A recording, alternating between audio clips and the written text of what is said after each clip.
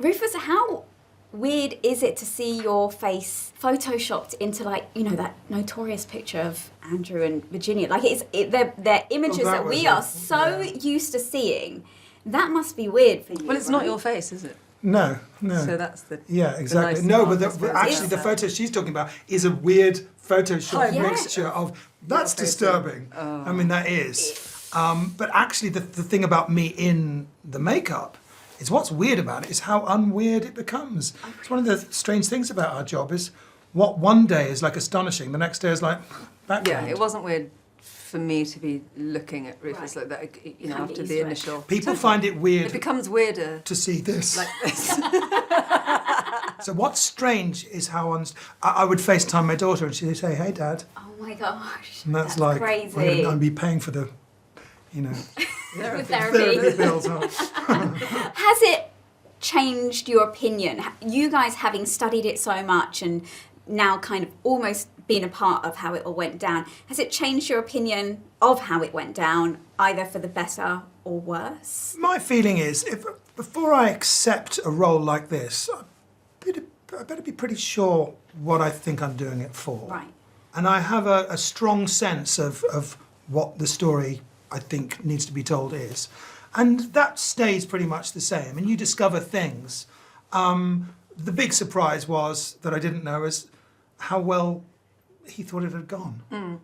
Which is an astonishing thing to take into account. The whole team. Yeah, you know. cock-a-hoop. Cock-a-hoop, high-fiving. Even Amanda, Yeah, when I watched it afterwards, I was like, what was she thinking this would be a good idea? How and why is what I was left. And why they thought it was a good idea in the first place, and why they, you know, and these are not silly people, you know. Amanda Thirsk is, you know, really intelligent, you know.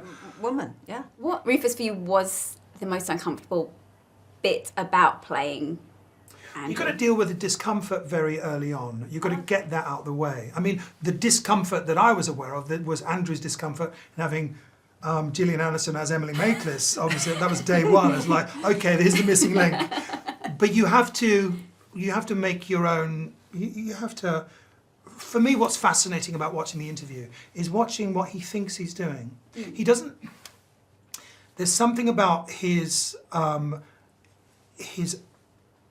acting out certain things, like his real thoughts and his performative thoughts, his discoveries in the moment and his things that he's worked out in on his own and is pretending to think in front of you in order to create an impression in the viewer. You can see his aspiration of what he's trying to achieve.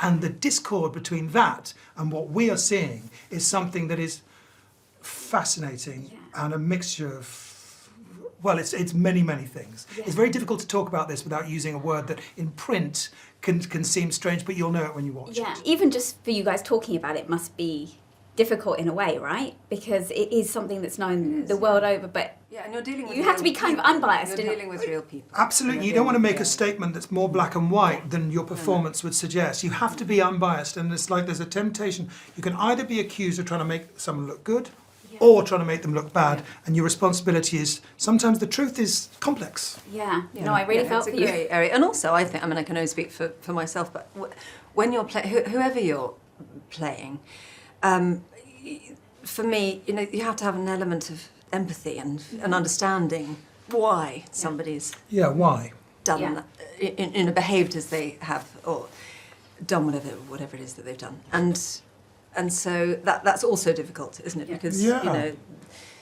Well, because when you watch it, you make judgments. Yes. Like if you're a human being, you watch Everyone it. is very judgmental about elements of this. And then you have to say, rewind, okay, this is a human being, this is someone who is a product of their environment, and what people do is life is messy, but as a way of coping with life, we narrativize in it. And that's not forgiving anybody anything. Yeah, that's but we create a story in which this happened to me and then they did this and whatever. Life doesn't work out that way. But when you watch Andrew, we all have our versions of it.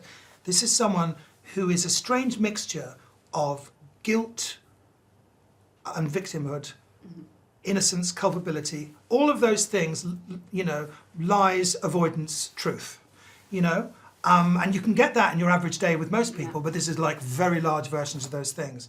And you want to represent that, including the bits I watched a lot of him when he was younger, when he could be quite charming, and Yes. you know, and not being afraid of that. Charismatic. Yeah. And he made me laugh a lot watching footage of him talking to people. He was really charming and disarming, and that's him as well, you know. Wow. And people that we've met who know him, you know, met through this film, are, you know, very They just fond really- of yeah. him, and Yeah. you know. Well, like I said, I it's think very you've done a phenomenal job with it. And clearly they've got the right people to talk about it as well, because you guys have expressed yourself so well. Thank you. So thank you so much. It's early. Love-